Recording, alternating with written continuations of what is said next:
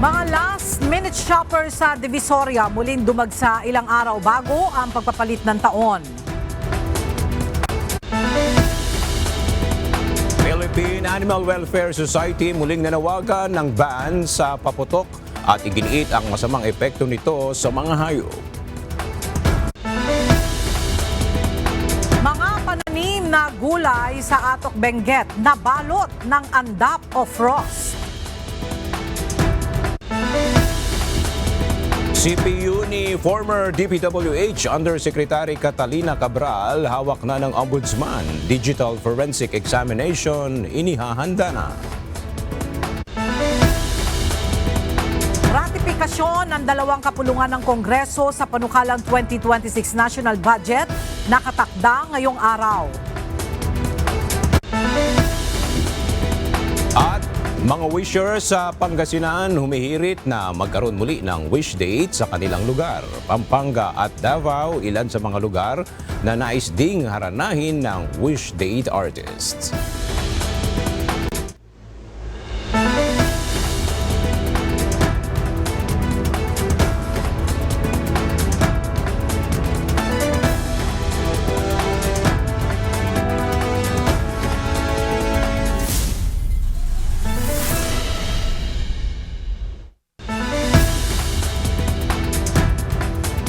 Magandang tanghali mga kasangbahay. Ngayon po ay araw ng Lunes, December 29, 2025. Tayo po ay sabayang napapakinggan sa Radyo La Verdad 1350, ang UNTV Radio. At una sa mga balita ngayon tanghali. 2 araw bago ang pagpapalit ng taon, unti-unti na muling dumaragsa ang mga mamimili sa Divisoria sa Maynila. Pumahabol ang mga ito para makapamili sa gagawing selebrasyon kalinsabay ng pagpasok ng taong 2026. Mula sa Divisoria, Maynila, ang detalye hatid ni Benedict Samson live. Benedict, kumusta ang presyo ng mga prutas dyan sa Divisoria? Magandang umaga, Ella. Ayon nga sa ilang mga nagtitinda dito sa Divisoria na ating nakapanayam ay wala naman silang inaasahan na magiging paggalaw sa presyo ng kanilang mga tinda mula nga ngayong araw hanggang bukas. Medyo makapal na ang naging pagdagsa ng mga mamimili dito sa Divisoria at dahil ang ibang empleyado ay walang pasok ngayong araw, sinamantala na nila ang pagkakataon upang makapamili sa Divisoria, partikular ng prutas. Sa pag-iikot natin kaninang umaga ay tiningnan natin ang presyo ng mga ibinebentang prutas dito. Ang melon ay maaaring mabili sa 55 hanggang 60 pesos sa kada kilo. Honey sugar melon na nasa 70 to 75 pesos ang kada kilo. Ang saging ay nasa 60 pesos per kilo. Ang ubas ay 150 pesos per kilo. 220 pesos naman per kilo kung seedless. Ang dalandan ay nasa 60 pesos per kilo. Kiat-kiat at sugar kiat-kiat na nasa 75 pesos per kilo. Ang chiko na nasa 120 pesos per kilo. Ang mangga ay nasa 200 pesos ang kada kilo. Mangustin na nasa 150 pesos per kilo. Avocado na nasa 180 pesos per kilo at longgan na nasa 250 pesos per kilo. Bukod nga sa mga prutas na yan, mayroon din namang prutas na mabibili kada piraso tulad ng pakwan na mabibili sa 80 pesos kung maliit at 150 pesos naman kung malaki. Ang 4 na pirasong orange ay mabibili ng 100 piso. 50 pesos naman ang kada piraso ng buko. Ang peras ay 3 pieces for 100 pesos. Ang 4 na pirasong lemon sa halagang 100 pesos at ang kiwi na mabibili ng 100 pesos ang 3 piraso. Ella, bukas naman ay mas inaasahan pa nga ng mga nagtitinda dito sa Divisoria na mas kakapal pa itong mga mamimili o yung mga last minute shopper dito nga sa Divisoria. At yan muna ang ating update mula rito sa Divisoria, Maynila. Balik sa inyo dyan, Ella. Maraming salamat, Benedict Samson. Ilang araw bago ang pagpapalit ng taon, muling nanawagan ang Philippine Animal Welfare Society o PAWS na itigil at ipagbawal ang paggamit ng paputok dahil sa masamang epekto nito lalo na sa mga alagang hayop.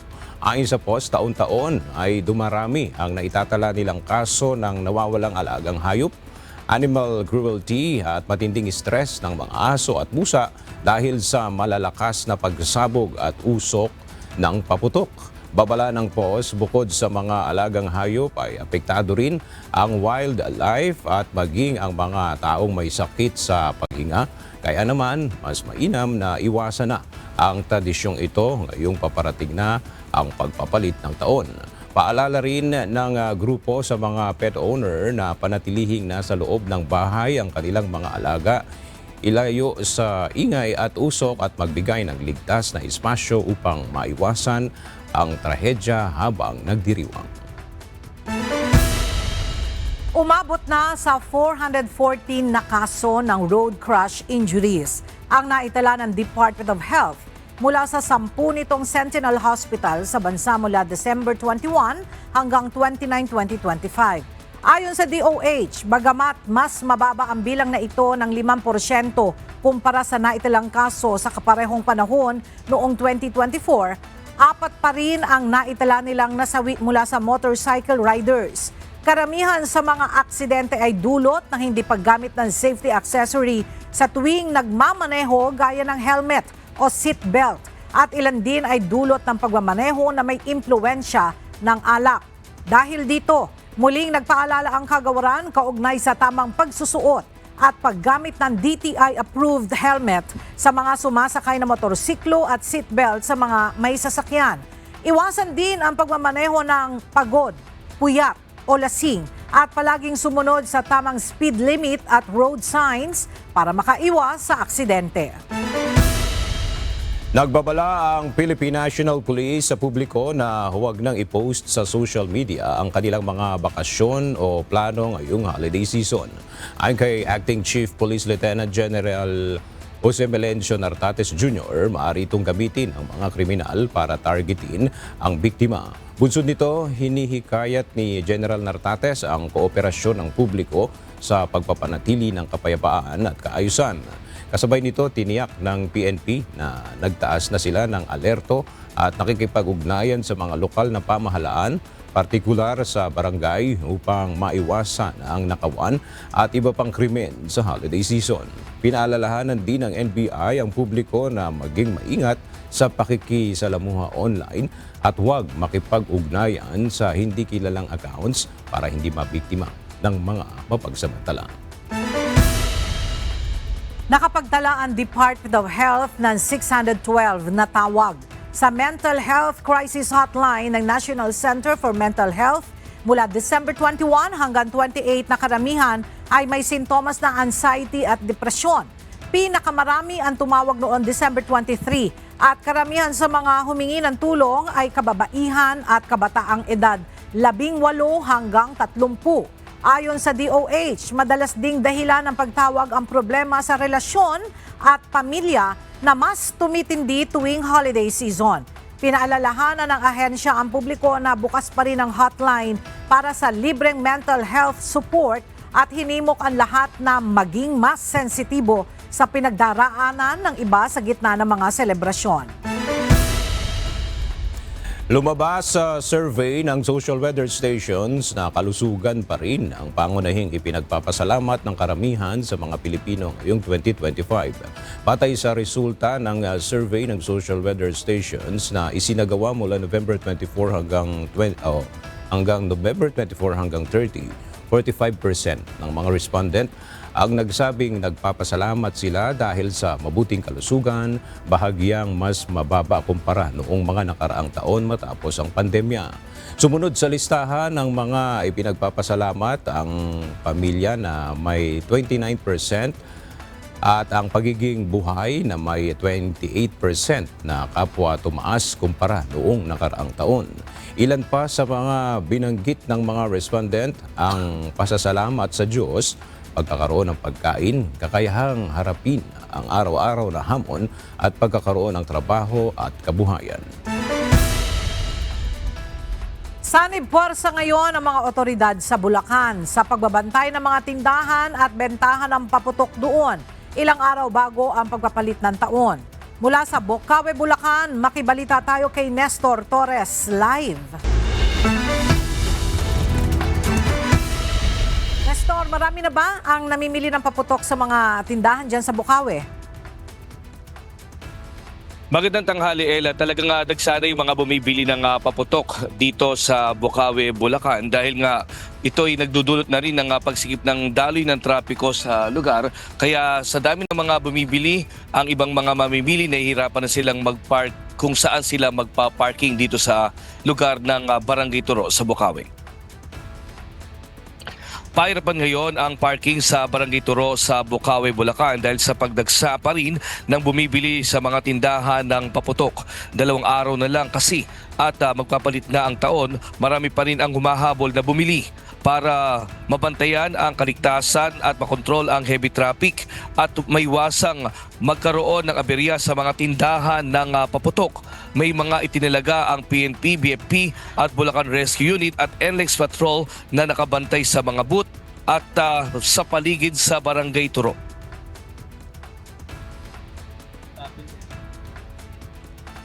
So po yung kanilang fire marshal at meron din po silang sariling deployment at nakahanda po yung kanilang mga fire trucks and then naka-ready na rin po yung mga ating Bocaue Rescue, yung MDRRMO ng Bocaue. Katuwang din ng PNP ang mga barangay officials at mga barangay tanod sa pagbabantay at dito sa lugar kasama nga itong iba't ibang mga ahensya para mahuli talaga yung mga gumagamit at nagbebenta ng mga ipinagbabawal na paputok malapit lalo na sa mga tindahan. Gayon din ang pakiusap sa publiko na i-report ang mga kahinahinalang kilos na mga nagbebenta at mga nagtitinda ng paputok. At paalala pa rin na mag-ingat sa mga magnanakaw lalo na ngayon na inaasahang marami ang magsasamantala na magnakaw or mga kawatan na kumuha ng mga gamit o doon sa mga sasakyan, doon sa mga kababayan natin. Kaya pinapayuhan ng mga kababayan natin, lalo na yung mga bumibili ng paputok, na mag-ingat sa kanilang mga gamit at maging yung kanilang pera ay maingatan nang wag silang mabiktima ng mga pagnanakaw, lalo na't maraming mga tao ngayon dito sa Bocaue, Bulacan. At yan muna ang ating latest live mula rito sa Bulacan. Balik sa iyo, Ella. Maraming salamat, Nestor Torres. Mananatili pa rin sa 43 pesos per kilo ang maximum suggested retail price o MSRP ng mga imported na bigas sa Enero ng susunod na taon ayon sa Department of Agriculture. Ayon kay Agriculture Secretary Francisco Chu Laurel Jr., magkakaroon lamang ng adjustment sa MSRP kapag nakumpleto na ang implementasyon ng mas mataas na taripa sa imported na bigas. Inaasahang tataas sa 20% ang taripa sa imported na bigas pagsapit ng January 16, 2026 mula sa kasalukuyang 15%. Sa huling pagkakataon bago magpalitan taon, nakatakdang magtaas ang presyo ng diesel at kerosene simula bukas December 30, 2025. Sa advisory na inilabas ng mga oil companies, madadagdagan ng 60 sentimos ang kada litro ng diesel at kerosene habang wala namang magiging paggalaw sa gasolina. Ayon sa Department of Energy, ang oversupply sa non-OPEC countries, seasonal demand at geopolitical tension ang nakakaapekto sa presyo sa pandaigdigang merkado. Simula ngayong araw, December 29, isang linggong walang ipatutupad na expanded number coding scheme sa Metro Manila hanggang January 2, 2026. Batay sa abiso ng Metropolitan Manila Development Authority o MMDA, walang coding ngayong araw dahil sa work suspension sa gobyerno alinsunod sa Memorandum Circular 111 na inilabas ng Malacanang. Habang ang December 30, December 31 at January 1 ay regular na holiday kaya otomatikong walang implementasyon ng number coding scheme.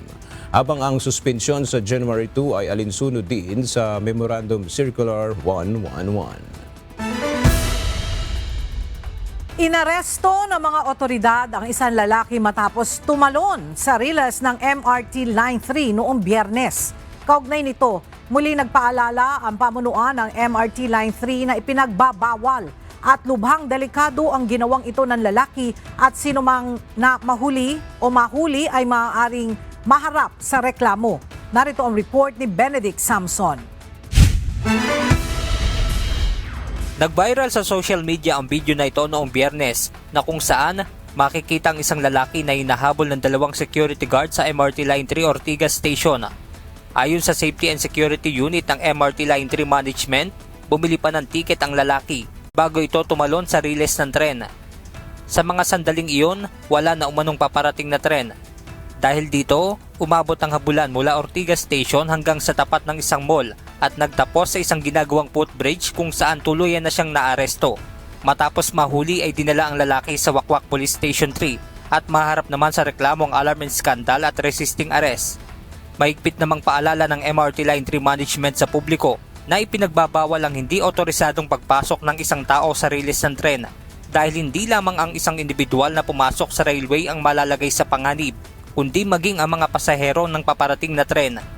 Dagdag pa ng pamunuan na naturang linya ng tren na mananagot sa batas ang sinamang mahuhuling lalabag dito. Benedict Samson, UNTV News and Rescue. Diyos ang aming sandigan, serbisyo publiko ang aming pinahahalagahan. Nagbabala ang Department of Social Welfare and Development o DSWD sa publiko laban sa mga online survey at link na nag-aalok umano ng regalo o cash assistance mula sa ahensya. Ayon sa DSWD, maaring panlilinlang ang mga ito at layong nakawin ang personal na impormasyon ng mga sasagot. Pinaalalahanan ng ahensya ang publiko na tiyaking mula lamang sa opisyal na social media accounts at communication channels ng DSWD ang mga impormasyong kanilang pinaniniwalaan. Inikayat din ng DSWD ang lahat na makiisa sa paglaban sa maling impormasyon at agad i-report ang mga kahinahinalang online post o link. Mariing pinabulaanan ni dating Executive Secretary Lucas Bersamin na sangkot siya sa anumang budget allocation sa Department of Public Works and Highways o DPWH sa ilalim ng General Appropriations Act o GAA 2025. Ayon sa dating kalihim, nagulat at nagalit siya sa paratang na ang tatak na ES na natagpuan sa tinaguriang Cabral Files ay tumutukoy sa kanya bilang nooy Executive Secretary na umunoy pinaglaanan ng 8.3 billion pesos na halaga ng mga proyekto ng DPWH. Hindi anya siya kailanman humiling, nag-endorso, nag-aproba o nagbigay ng pahintulot sa anumang proyekto ng DPWH o alokasyon ng budget sa alinman yugto ng proseso ng pagbabalangkas ng budget. Mariiring itinanggi ng dating palace official na siya ay nag-utos kanino man, nasa loob man o labas ng pamahalaan na gamitin ang kanyang pangalan o ang kanyang dating tanggapan para sa anumang ganong layunin. Dagdag pa ni dating ES, ang insidenteng ito ay lalo lamang anya na nagbubukas ng mas maraming katanungan hinggil sa lubhang depektibong proseso ng budget na sinunod sa DPWH. Giit pa niya, dapat suriing mabuti ang tinaguriang Cabral Files. Binigyan diin ni Bersamin na handa at bukas siya na makipagtulungan sa anumang investigasyon kaugnay ng usaping ito. Pinirmahan na ng House at Senate panel ang Bicameral Conference Committee report para sa panukalang 2026 national budget na umaabot sa 6.793 trilyong piso. Ayon kay Senator Sherwin Gatchalian, wala siyang nakikitang malaking epekto sa ekonomiya kahit January 5 pa ito mapirmahan ng Pangulo. Ang detalye sa report ni Asher Cadapan Jr. Formal nang tinapos ng Senado at Kamara ang Bicameral Conference Committee meeting para sa 2026 General Appropriations Bill o GAB. Ito ang panukalang national budget para sa susunod na taon na umaabot ng 6.793 trillion pesos. Paliwanag ni Senador Sherwin Gatchalian, chairperson ng Senate Committee on Finance, kauna-unahang pagkakataon na naimprenta ang mga reconciled enrolled bill bago pirmahan ng BICAM members. Aniya, tiniyak nilang kumpleto at maayos na na-review ang mga detalyeng nakapaloob dito at nabigyan ng kopya ang lahat ng mga miyembro ng komite mula sa House at Senate panels. Nagpapasalamat rin po ako sa ating mga staff na kasama ho natin ngayon sa Committee on Appropriation staff at dito po sa LBRMO na hanggang ngayon hindi pa ho natutulog. Almost 1 month na ho sila hindi natutulog para po masigurado na itong ating pepermahan ay na-review ng mabuti. Ayon ho sa kanila, 5 beses ho sila nagpo-proofread nitong libro na ito. This is about 4,300 pages na binasa ho nila ng 5 beses.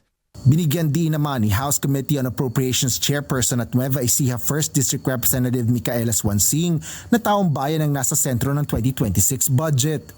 Ito pong budget na ito ay talagang pinaghirapan na buuin ng Kongreso at ng Senado at ginawa po namin ang lahat para ito po ay maging transparent, accountable. Siguraduhin po na ito ay tunay na tumutugon sa pangangailangan ng ating mga kababayan at higit po sa lahat. Ginawa po namin ang lahat para po siguraduhin na ang ating pong budget para sa taong 2026 ay tunay na mapagkakatiwalaan ng ating mga kababayan. Pagkatapos nito, nilagdaan ng 2 kapulungan ng Kongreso ang General Summary at ang amendments sa General and Special Provisions na bahagi ng Conference Committee Report. Bagaman hindi nakadalo ng ceremonial signing ng BICAM Report ang ilang miyembro ng BICAM Committee, nilinaw ni Gatchalian na pinapayagan naman ang e-signatures. Dagdag pa niya, nagpadala rin ng authorization letters ang mga hindi nakarating na miyembro para sa paggamit ng e-signatures. Ngayong araw, nakatakdang ratipikahan ang 2026 GAB sa Senado at sa House of Representatives. Sa parehong araw, ipadadala rin ang mga kopya nito sa executive branch. Ayon kay Gatchalian, kailangan ng ehekutibo ng halos 1 linggo para mapag-aralan ng mga probisyon at masuri ang mga detalye ng budget kabilang na ang mga numero nito. Sa taya ng Senador, January 5 na mapipirmahan ni Pangulong Ferdinand Marcos Jr. ang budget para sa susunod na taon. Tinitingnan ko kasing calendar, so January 1 is a holiday, January 2 is a holiday. So wala naman significant government activity, no? So in other words, walang bagong i-construct o walang bagong magiging programa dahil holiday. So dahil madidelay siya ng 5 days, hindi ko nakikitang magiging significant impact sa ating ekonomiya dahil holiday naman yung 2 days. Asher Kadapan Jr., UNTV News and Rescue. Diyos ang aming sandigan, serbisyo publiko ang aming pinahahalagahan. Hindi bababa sa 5 cabinet secretaries at ilang undersecretaries ang umano'y may bilyong-bilyong piso allocables o non-allocables sa 2025 national budget. Ito ang kinumpirma ni Senate Blue Ribbon Committee Chairperson Panfilo Lacson na batay umano sa mga dokumento ng Department of Public Works and Highways o DPWH. Ayon sa senador, ang mga dokumento ay nagmula rin sa abogado ng yumaon dating DPWH Undersecretary na si Catalina Cabral. Bukod sa Cabinet Secretary at Undersecretary, sinabi ni Lacson sa isang panayam na may nakalagay doon na 8 billion pesos na kanyang kinwestiyon kung paano ito nagkaroon ng allocable. Habang kay dating DPWH Secretary Manuel Bonoan, may magkakahiwalay rin anyang allocables na umaabot ng 30 billion pesos. Bukod sa mga ito, mayroong bilyong-bilyong pisong halaga ng allocable para umano sa House leadership at sa ilang party list groups. Sa isang pahayag, mariin namang itinanggi ni dating Executive Secretary Lucas Bersamin ang anumang budget allocations o inutusan ang sinuman para sa naturang layunin. Nakatakdang ratipikahan ngayong araw ng dalawang kapulungan ng Kongreso ang proposed 2026 national budget. Kasunod ito ng pag-aproba ng Bicameral Conference Committee report para sa panukalang pambansang budget ng susunod na taon. Mula sa Senado, narito ang report ni Asher Cadapan Jr. live.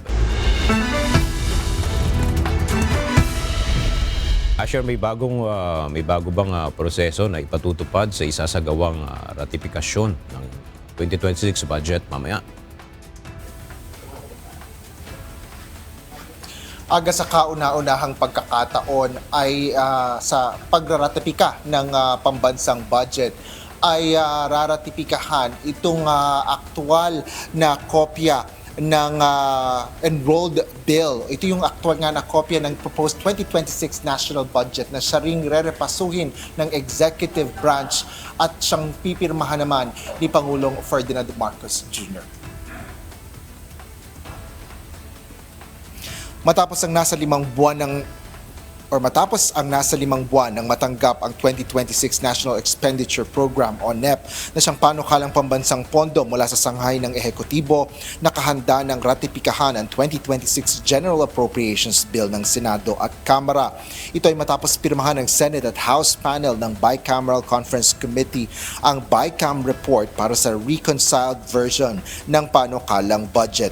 Ayon kay Senador Sherwin Gatchalian, Chairperson ng Senate Committee on Finance, unang pagkakataon din na isasagawa ito pagkatapos ng December 25. Ang importance nito is bago na ratify, nandyan na yung enrolled bill. So makikita na ngayon ng ating mga senador yung almost final version ng bill. Ito yung tatransmit natin sa Malacanang. Doon sa mga huli, nalilate yung pagbibigay ng enrolled bill. So, first time na nandito na yung enrolled bill. That's why it took us almost 1 week para i-generate yung 4,300 pages na enrolled bill. Muling tiniyak ng senador na ang buong 2026 budget ay anti-corruption measure. Ito ay dahil ang bawat line item o infrastructure projects ay may mga detalye na partikular na ang coordinates at station numbers ng mga proyekto. Hindi niya gaya ng dati na walang coordinates ang nasa 16,000 items ng Department of Public Works and Highways o DPWH. Tiniyak din ni Gatchalian na walang pork barrel ang panukalang budget para sa susunod na taon kung saan may mga alituntuning pananggalang na nakapaloob sa implementasyon ng mga proyekto. Kabilang na dito ang 9 na safeguards para sa farm-to-market roads na umaabot ng nasa 4,000 items. Kaya imposible anya na magkaroon pa ng ghost o substandard projects pangunahin na dahil sa coordinates ng bawat proyekto. Aga nakatakdang buksan ang Senate plenary session mamayang alas 3 ng hapon at inaasahan natin na ito lang yung magiging agenda para sa sesyon ngayong araw. Kasunod dito ay agad natatapusin rin ang sesyon at inaasahan natin na i-anunsyo ang adjournment ng sesyon ng 20th Congress para sa holiday break. Yan ang latest dito sa Senado. Balik sa iyo, Aga. Maraming salamat, Asher Cadapan Jr. Magpapatupad ng bagong protocols ng Philippine National Police sa paghawak ng social media bilang ebidensya sa mga kasong kriminal. Kasunod ito ng inilabas na guide ng Supreme Court kaugnay ng pagpapatunay na pagmamayari ng isang social media account. Ayon kay PNP Acting Chief Lieutenant General Jose Melencio Nartates Jr., hindi na anya madaling mako-convict ang isang tao sa pamamagitan lamang ng mga screenshot na maaaring pineke o nahack. Nakikipag-ugnayan na rin anya ang PNP sa mga major social media platform para sa mas mabilis na account verification. Kinumpirma ng Office of the Ombudsman na nasa ilalim na ng kanilang kustodiya ang Central Processing Unit o CPU ng yumaong si dating DPWH Undersecretary Maria Catalina Cabral. Ayon sa Ombudsman, mahalaga ito sa nagpapatuloy na investigasyon sa kontrobersyal na flood control projects. Para sa detalye, balikan natin si Jedne Resina live. Jed, nabanggit na ba ng Office of the Ombudsman kung ano yung gagawin nila sa CPU ni former Yuse Cabral?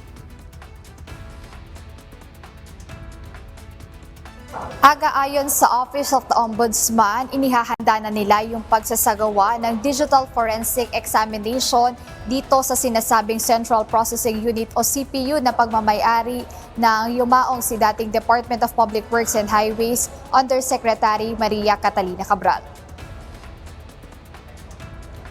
Kinumpirma ngayong araw ni Assistant Ombudsman at Spokesperson Attorney Mico Clavano na hawak na ng Office of the Ombudsman ang sinasabing CPU ng computer ni dating Yusek Cabral. Ayon kay Clavano, mahalagang hakbang na ito dahil maraming bersyon ng files ng dating opisyal ang kumakalat mula sa iba't ibang source. Kaya't binigyang diin ng tagapagsalita ng Ombudsman na ang soft copies sa format na Word o Excel na hawak ng third parties ay madaling manipulahin at kulang sa kredibilidad bilang ebidensya. Dagdag niya na inihahanda na nila ang gagawing digital forensic examination sa nasabing CPU. Ito aniya ay upang matukoy kung alin sa mga proyektong nasa Cabral files ang tunay na naipatupad o kung ang mga ito ay nauwi lamang sa korupsyon o bahagi ng anomalya sa mga proyekto ng pamahalaan. The office clarifies that the Cabral files are only one part of the investigation. Alleged insertions that are supposedly in these files still need to be carefully examined to determine whether these projects were actually implemented or if they turned out to be ghost projects. An insertion by itself is not automatically illegal. It will only become criminal if it is proven to involve fraud, misuse of public funds, or non-existent projects. Samantala, pinabulaanan ng Office of the Ombudsman ang sinabi ni Batangas 1st District Representative Leandro Legarda Leviste kung saan ayon kay Leviste, pinakita na niya ang lahat ng files si dating Yusek Cabral sa Ombudsman noong Nobyembre. Ngunit ayon kay Attorney Clavano, limitadong bahagi lamang ng listahan ang ipinakita ni Congressman Leviste at hindi niya ipinresenta ang kabuuan ng mga dokumentong sinasabi niyang nasa kanya kahit pa hiniling na gawin ito. Aga kaugnay nito, inaasahan o aabangan mamaya dito sa House of Representatives yung privilege speech na sinasabi ni Congressman Leviste na babanggitin niya kung saan ibabahagi niya yung files mula doon sa mga files doon mula sa CPU ni yumaong Undersecretary Yusek Cabral. Ito niya ay kung mapapayagan siya mamaya sa plenary session dito sa House of Representatives. Ayan muna update, balik sa'yo Aga. Maraming salamat, Jed Neresina. Maaaring maitala sa pagitan ng 1.2 at 2% ang inflation rate ngayong Disyembre batay sa pagtaya ng Bangko Sentral ng Pilipinas o BSP. Ayon sa BSP, ang inflation o ang bilis ng pagtaas ng presyo ng mga bilihin at serbisyo sa nasabing buwan ay maaaring pinangunahan ng pagtaas ng halaga ng mga pangunahing pagkain bunsod ng nagpapatuloy na epekto ng masamang panahon at malakas na demand sa holiday season. Gayon din ang pagtaas ng presyo ng liquefied petroleum gas o LPG at gasolina. Gayunman, ayon sa BSP, maaaring maibsan ang mga ito ng mas mababang singil sa kuryente sa mga lugar na sineserbisyuhan ng Meralco at ng bumababang presyo ng kerosene at diesel. Patuloy naman ang pagsusubaybay ng BSP sa mga nangyayari sa loob at labas ng bansa na nakakaapekto sa inflation at paglago ng ekonomiya. Iniulat ni Executive Secretary Ralph Recto nitong linggo na nakontrol ng administrasyon ni Pangulong Ferdinand Marcos Jr. ang inflation ngayong taon na bumaba mula 3.4% noong 2024 sa 1.6% mula Enero hanggang Nobyembre ngayong 2025. Ayon kay Recto, tuloy-tuloy ang pagbaba ng inflation mula 5.8% noong 2022 at 6% noong 2023 na nagpapahintulot sa mga pamilya na mas maraming mabili sa parehong halaga ng pera. Binanggit niya rin ang pagbebenta ng bigas sa halagang 20 pesos kada kilo bilang bahagi ng pagsisikap na maprotektahan o protektahan ang kapangyarihan sa pagbili ng mga mamamayan. Dagdag pa nito, Ang mababang inflation ay nagbibigay rin ng pagkakataon sa Bangko Sentral ng Pilipinas na i-adjust ang interest rates upang mas mapalakas ang paggastos ng mga pamilya at ang kabuuang aktibidad ng ekonomiya. Tiniyak ng Department of Migrant Workers o DMW na walang mga overseas Filipino workers ang naapektuhan ng magnitude 7 na lindol na tumama sa Taiwan nitong December 27.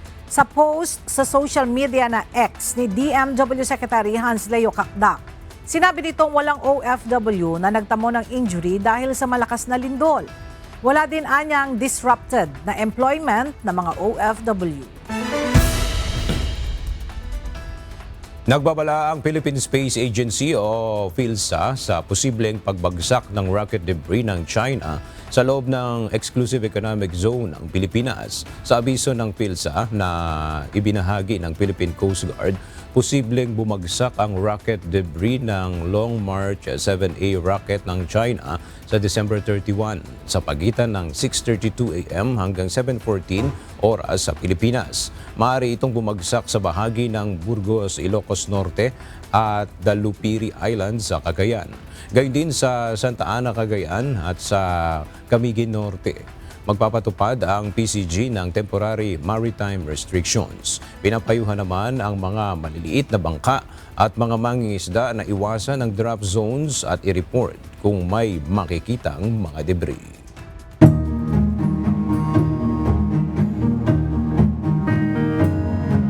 Binalot ng matinding lamig ang ilang matataas na bahagi ng Atok Benguet na siya ring dahilan kaya't nabalot ng frost o andap ang mga pananim na gulay doon. Para sa detalye may report si Grace Doc Tulero live. Grace, saang mga lugar sa Atok ang pinakaramdam ng frost?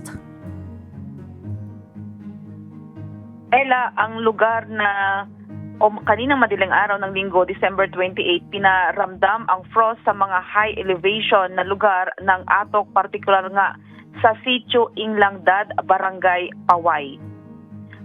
Bandang alas 6 ng umaga, napansin ng mga residente ang pagbuo ng yelo sa mga dahon ng gulay sa sobrang lamig ng panahon. Ayon sa isang magsasaka na si Bobby, halos parang nagyelong mga halaman ng kanyang tignan ang kanyang bukirin kinabukasan. Nagdulot ito ng pag-alala sa mga magsasaka dahil maaaring maapektuhan ang ani lalo na sa mga gulay na madaling masira sa lamig. Sinabi naman ng ilang magsasaka na naaral na nila ang estratehiya upang hindi masira ang kanilang mga pananim tuwing tatama ang frost. Mas madalas makaranas ng frost ang mga matataas na lugar tulad ng Atok sa panahon ng amihan. Pinayuhan ng mga lokal na opisyal ang mga magsasaka na gumamit ng maagang pagdidilig para maalis ang yelo sa mga dahon. Sinabi rin ng Benguet Provincial Agriculture Office na may mga hakbang na sila gaya ng water sprinkling at mga covered na taniman para maiwasan ang malaking pinsala. Sa kabila nito, naging kakaibang karanasan naman ang frost sa mga ilang mga turista na nagbakasyon sa Atok. Ang iba sa kanila, unang beses pa lang makakita at makahaplos ng yelo sa mga pananim. Ayon sa mga turista, kakaiba at masaya para sa kanila ang makita ang nagyeyelong gulay, lalo na't bihira itong maranasan sa Metro Manila. Ang Northern Benguet ay nananatiling pinakamalaking pinagmumulan ng highland vegetables sa bansa na nagsusupply ng mahigit 85% ng pangangailangan ng merkado o tinatayang 300 tonelada ng gulay araw-araw. Para sa mga turista, isa itong kakaibang karanasan, pero para sa mga magsasaka ng Atok, ang bawat frost ay paalala na ang ani at kabuhayan laging nakataya sa lamig ng panahon. Ella, dito naman sa Baguio City kaninang umaga o kaninang alas 5 ng madaling araw ay naitala naman ang mababang temperatura na umabot sa 14.2 degrees Celsius. Yan muna ang balita mula dito sa Baguio City. Balik sa iyo, Ella. Maraming salamat, Grace Doc Tulero. Mahigpit na binabantayan ngayon ng Philippine Institute of Volcanology and Seismology o PHIVOLCS ang aktibidad na ipinakikita ngayon ng Bulkang Mayon sa Albay matapos ang naitalang rockfall event o pagdausdos ng mga bato mula sa bulkan. Samantala, nagpatawag na rin ang pagpupulong ng Albay Provincial Public Safety and Emergency and Management Office o APSEMO para talakayin ang mga paghahanda bunsod ng ipinakikitang abnormalidad ng Mount Mayon. Para sa detalye, makibalita tayo kay Jerry Galicia live. Jerry, ano na yung latest sa ipinakikitang aktibidad ng Bulkang Mayon? Yes, Aga, batay sa magdamag na paggabantayan ng Philippine Institute of Volcanology and Seismology o PHIVOLCS, isang volcanic earthquake, 19 na rockfall events ang naitala sa palibot ng Bulkang Mayon doon sa Albay. Namataan din ang mahinang banaag sa bunganga ng bulkan at tinatayang umaabot sa 200 pagbuga ng asupre sa hangin. May natala na sa 200 metrong katamtamang pagsingaw na pinadpad pakanluran at hilagang kanluran habang pamagari ng mga dalisdis ng bulkan.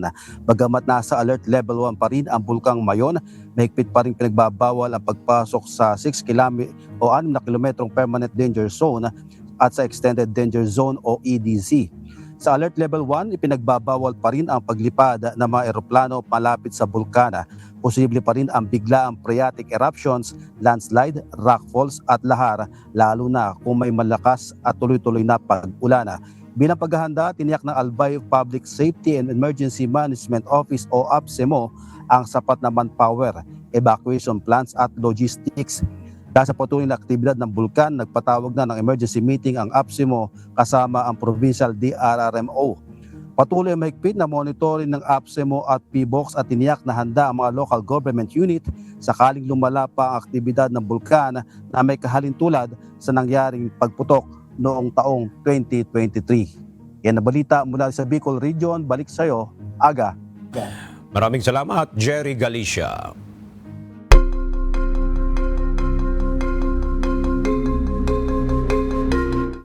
Inanunsyo ng China ngayong araw ang gagawin nito malawakang military exercises sa paligid ng Taiwan, kabilang ang live firing activities sa 5 zones sa tubig at himpapawid malapit sa isla simula Martes. Ayon kay Senior Colonel Shi Yi, ang drills na may codename na Justice Mission 2025 ay isasagawa ng Army, Navy, Air Force at Rocket Force ng PLA Eastern Theater Command.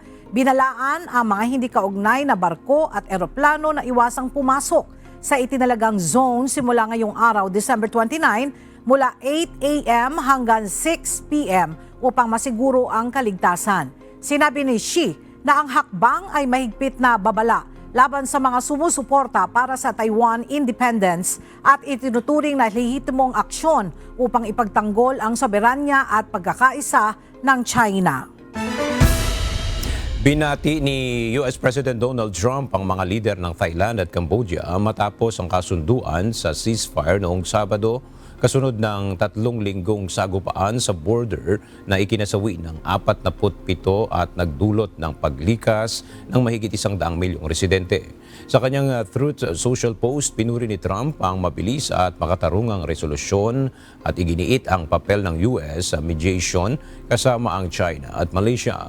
Pinayuhan ni US Secretary of State Marco Rubio ang parehong bansa na igalang agad ang kanilang kasunduan, kabilang ang pagtigil sa labanan, pag-freeze ng troop movements at pagbabalik ng mga sibilyan sa kanilang mga bahay sa border. Sinimulan na rin ni top Chinese diplomat Wang Yi ang 2 araw na pag-uusap kasama ang mga foreign minister ng Thailand at Cambodia upang itaguyod ang matatag at pangmatagalang kapayapaan.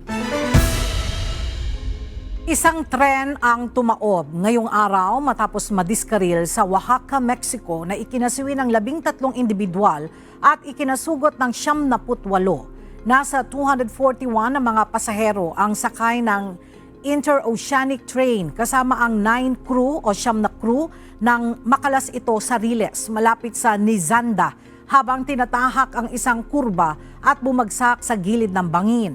Sa mga sugatan, 36 ang dinala sa ospital kung saan 5 ang malubha ang kondisyon. Nasa lugar ng aksidente ang mga otoridad at iniimbestigahan ang sanhi ng aksidente.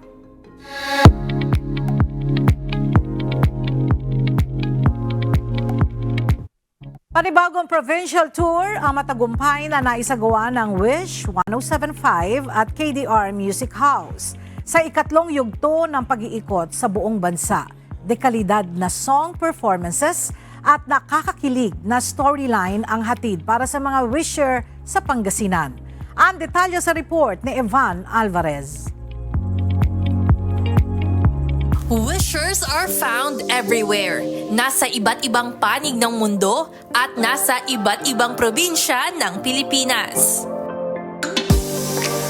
Sa ikatlong pagkakataon, dinala ng Wish 1075 at KDR Music House ang wish date papalapit sa Wishers. This time, mga taga-Pangasinan naman ang bumina sa kiligan, lungkot at saya.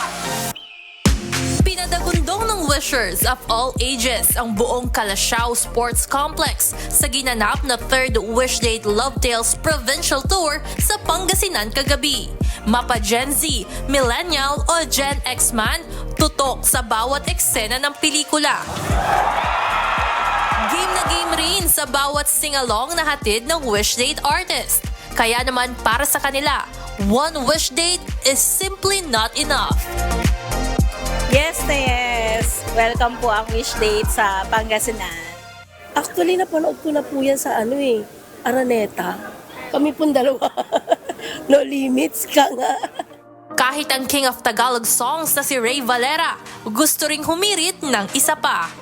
I found out na ang mga nanonood sa atin, masayahin, maano sila, welcoming, warm. Basta nakakanta ka sa nila, parang feeling mo naging masaya ka na rin pag-uwi. Ganun ba?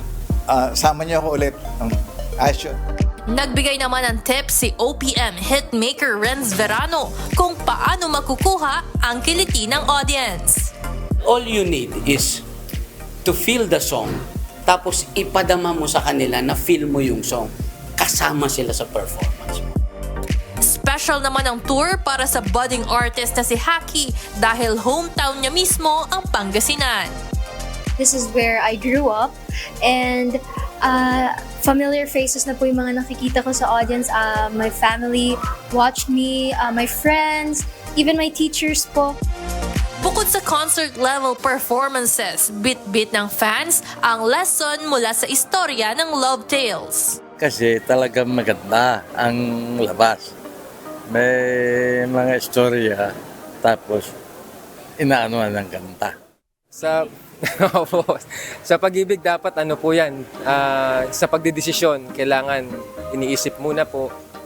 Yun, marami po.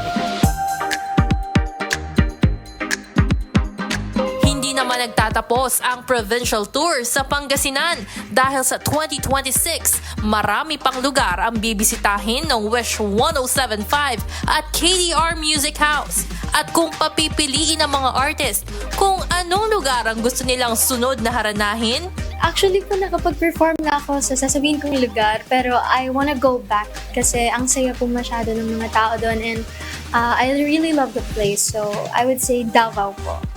Alam niyo kung saan maganda? Napunta na ba kayo ng Pampanga? Ang daming maganda doon. At saka maano din yung mga tao doon. Masayahin din. I would prefer in the Mindanao area kasi doon ako unang-unang sumikat. kahit saan pa mang lugar, Luzon, Visayas o Mindanao man, pwedeng i-wish yan. Kayo, saan nyo gustong makadatong wish? Evan Alvarez, UNTV News and Rescue. Diyos ang aming sandigan, serbisyo publiko ang aming pinahahalagahan.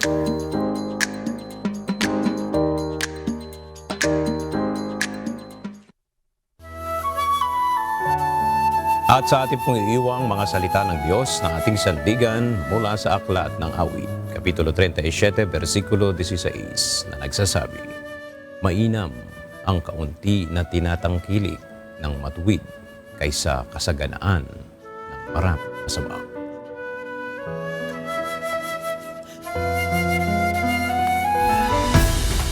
At yan ang mga balitang aming tinutukan at inaksyonan. Dahil sa aming pagbabalita, una ang pagkalinga sa kapwa. UNTV News, may balita sa anumang panig ng daigdig. At dito sa UNTV, Diyos ang aming sandigan, serbisyo publiko ang aming pinahahalagaan. Magandang tanghali.